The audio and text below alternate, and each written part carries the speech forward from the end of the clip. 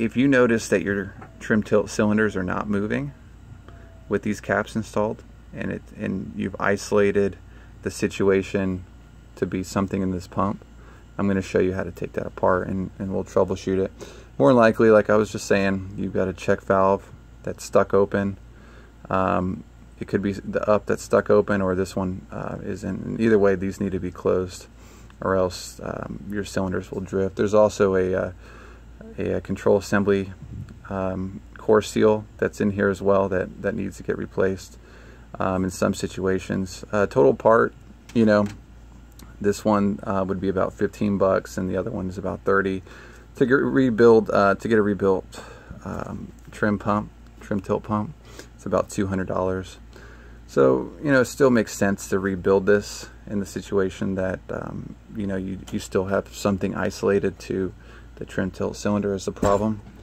Just consider, too, the complete rebuild of this. There's another video I have out there that shows you how to rebuild this entire pump seals with the normal seals that you would expect to replace on this. So the part 2 of the video is going to kind of go past that and kind of go more in depth about what you would be looking for in the situation that you're trying to pinpoint why it's still drifting down even after you replace all the seals. So you'll see I have the vacuum pump connected to the reservoir. Now remember, when the motor is not running, these two will kind of equalize inside this little manual relief valve section. So nothing will go up, nothing will go down. In the full rest position, your check valves, with the help of your springs, should be keeping everything closed as it relates to the reservoir. So there should be no direct access between your reservoir and your down, and your reservoir and your up when the pump is not running. So in this situation, we're going to test using our vacuum pump. Looking at the gauge doesn't matter in this situation because we're just seeing, do we have a leak up or do we have a leak down? All right, here we go. All right, so that tells you right now that the check valve or the spring or the seal for the down position is not working. So what happens in this case is your up is staying in the up position, but you're able to pull air from your reservoir into your cylinders, into your down hydraulic lines, which will create drift because half of this is air and half of it is hydraulic fluid. So if you're wondering why you have some drift down on your trim as it stays, that's going to be because of this. So what we're going to do at this point, we know we have something wrong with the trim pump here, and not necessarily the electronic piece down here. It's going to be something with the check valve on the downside. It's going to be something with the spring perhaps, or even the seal. So we're going to pull this apart and pay most attention to the downside. Really the upside isn't an issue. I know from working the hydraulic system up and down. Up works great, no issues. However, we do get down drift. So we're going to investigate it by pulling this valve assembly apart and seeing what's happening here. So here we go. One of the things to note when your trim down is leaking, there are 2, possibly 3 seals that will not come in your general repair kit for this. One, for example, is this manual relief. It's a check valve. That won't be included in there. Check with Crowley Marine, and if you have questions, I'll link you to that on that O-ring that you'll need. It's not a standard, like you would say, a 9/32 O-ring. It's a little bit different, so you'll need to order it. That runs about $7. Double check as well that you have the 3/16 check valve in there, because without that check valve, you will have a leak down condition. I've seen before where some people were they were using the oil to get these check valves out, and they actually lost that manual relief check valve when they were taking it apart. So just make sure that you don't lose that, or else you could have a leak down condition. And then one of the other things too here, you'll notice on your valve control seal, this is your up, all right, and then this is your down. You ever wonder why up goes faster than down? It's because the up piston is so much bigger. One of the things that you'll need to order if you're running into a situation where you're leaking down is this valve core seal. It's 986284. What it replaces is this rubber.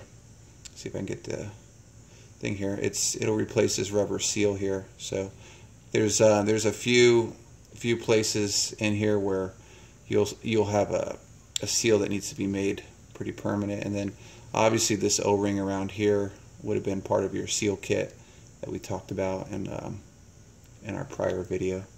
So there you go. There's your valve core and seals for up and down, and you'll notice up is a lot bigger than down. I also have the replacement valve core seal, although it's not necessary in this situation because we're looking to correct an issue with the control valve being having a down position issue. So you'll notice here we have an issue where the control valve is definitely worn. You can see from this angle, notice how there's really no seal left anymore. For about 15 bucks you can get a new one. This is what it looks like, and you can kind of see from that angle you have a lot more of a sealing surface. So definitely something to consider while you're taking this apart. You'll see the wear once again on the up valve control seal. You got pieces of rubber right here that are all coming apart. So this one's, it's a good idea. I mean, you got it apart, you might as well replace it. So there you go, and it sits like that.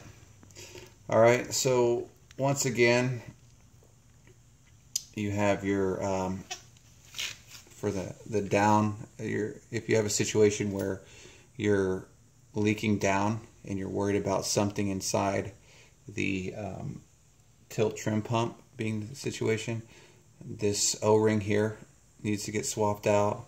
Make sure you have a check ball valve right there as well, and then also double check your rings on your valve core and seal, and then also replace the actual inner seal here. Alright, so there you go. Alright, so let's move on to the check valve.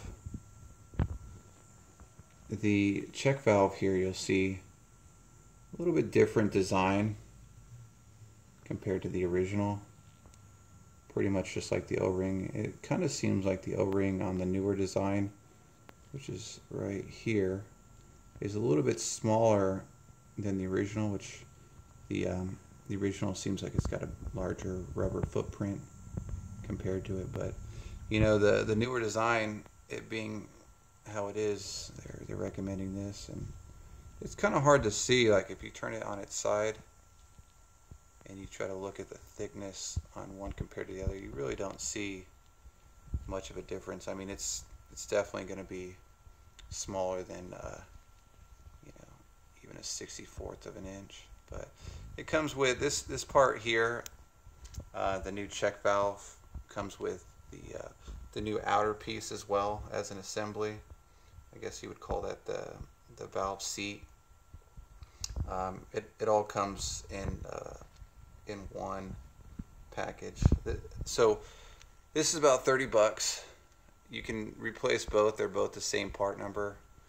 In my situation, I'm only going to replace the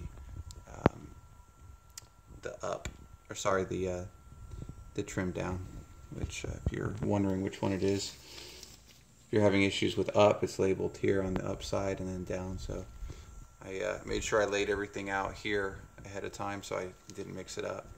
So hopefully you do the same, and then that'll kind of help when you go to put everything back together. Quick recap once again. If you're having a situation where your trim is falling down, look at replacing the check valve seals here. Make sure you have brand new O-rings.